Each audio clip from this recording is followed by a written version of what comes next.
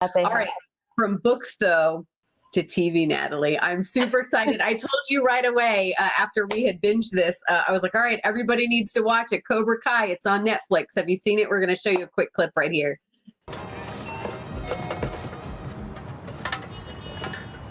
Finish up and then beat it. Excuse me?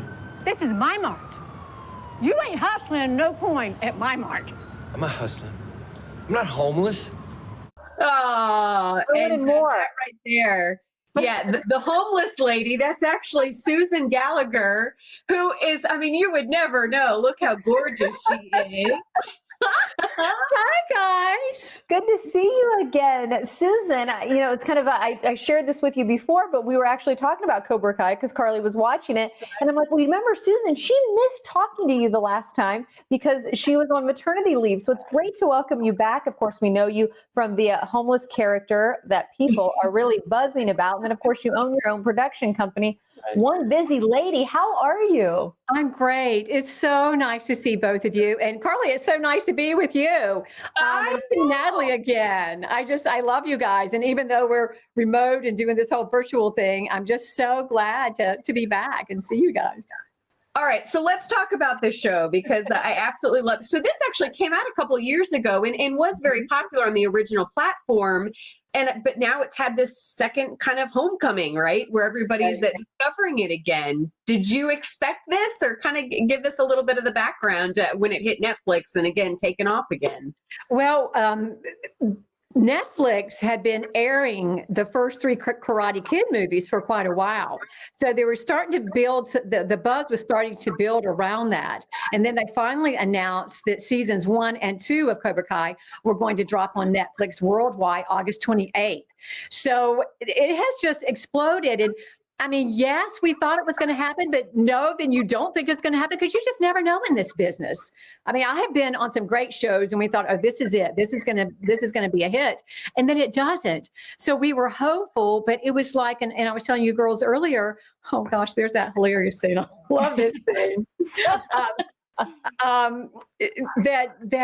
You know, you've got these great writers, John Hurwitz, Josh Hield, and Hayden Schlossberg, who were good friends in college, and they come from a comedy background, but they love the Karate Kid movies. So it's like, okay, you've got this great writing team that are so passionate, and then when they got William Zabka, Ralph Macchio, and Martin Koch from the original Karate Kid movies, it was like, oh my gosh, this could be huge. So that's what happened when I saw the character breakdown for homeless Lynn in Cobra Kai on a self-submission site called Actors Access.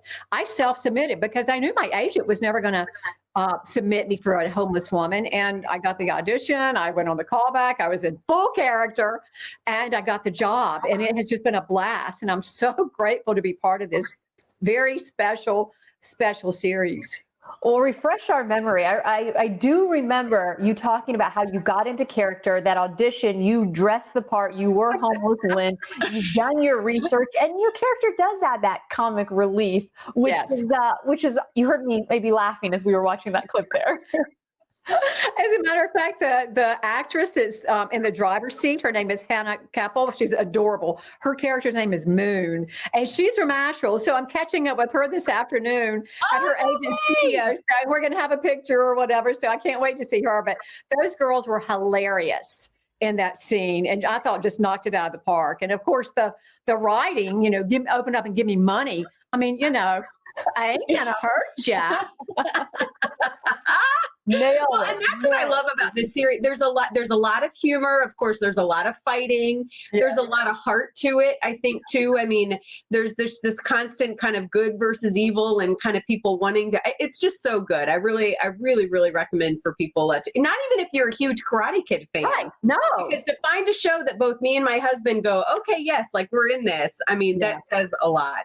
Talk about fans though. And I understand you got some great fans, some that even create. Do you have a bobblehead with you? Oh, yes, I do. You want to see the bobblehead? You got it, guys. Look, bobblehead. She's sitting on a bucket. Now, this artist put lipstick on her, which she normally does not wear. So she's a little prettier, but I just adore it. And our dear friend of your shows too, Mary Rachel, used to be Mary Rachel Dudley, but now she's Mary Rachel Quinn. She had this made for me, and it was such a surprise, and I just love it. And it says, "Give me money, Homeless Lynn," on the little stand. And then some of the fans have reached out to the artist and have ordered some for their collection or whatever. So it's been a blast. Yeah. Well, hey, we got to ask you about season 3 and what you know about it. Are you coming back? And I know you can't share all the details, but what can you tell us? Lynn does make an appearance in season 3. Woohoo! So they brought her back.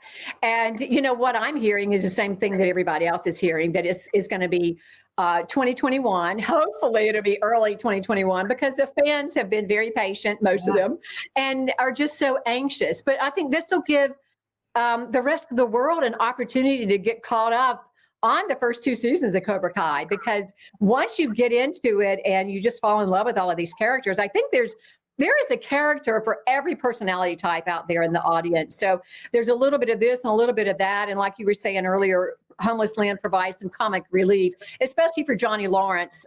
She loves giving him a hard time because if you remember in season 1, in the very first episode, she thinks that he's homeless. So he's not too much above Lynn. It could be in the gutter if he doesn't watch it. And she knows that because she's pretty savvy. And maybe deep down, he might know that too. So it's been fun being the comic relief. But she thought that he was homeless. And he's like, "I'm not homeless. That's my car." Then he has his first fight. So I was so honored to be present and in the scene where Johnny Lawrence is having his first kick, first punch in 30 years. You know, the stunt guys were great. And they were just like, "I'll take the kick." They were so honored to be part of that moment too, because it was. Well, and I wonder what this will do for karate and just for, I just feel like it's giving it a resurgence, because even my 6-year-old son, language is bad. We can't really let them watch too much. That's true. But I'll be curious to see what it does kind of for that industry as well, just getting kids and families involved in it. Well, they can become big fans of the Karate Kid because they're so much more family friendly, and Mr. Miyagi and Daniel LaRusso and all that, Danielson. And then by the time they get a little bit older, then they can start. Yep, I know. Well, Susan, we are out of time. We could keep going with you for so long. Thanks for being with us. Check back in with us again soon, okay? And take care. I will. Take care, girls. Take care of that bobblehead. I will.